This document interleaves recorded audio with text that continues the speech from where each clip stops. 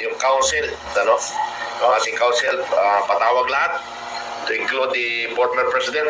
Anong maganda sa katayuan natin sa West Philippine Sea. Very good kung gano'n ang kan. Ang problema nga lang, parang hindi ko narinig yung sagot pa ng ating Pangulo. But kailangan na talaga kasi naiinsulto na tayo. Ang masaklap nito, mga kababayan ko, kung ang ating mga kababayan sa sobrang galit nila, mapagtripan nila mga inchik, sino ang nag-trigger niyan? Walang pagkilos ang ating gobyerno. Ano ang instruction? Anong stand natin? Ano? So yun ang problema. We will create problem. Kasi nagigigil na yung mga kapwa natin Pilipino. Mayroon na nga, ilan na yun nagsabi sa amin ni Commander Dado, susugurin namin. Sir, susugurin na namin. Susugurin na namin mga chik dito. Sabi ko, wag, makukulong tayo. Hindi, besides kidding, totoo yung sinasabi namin na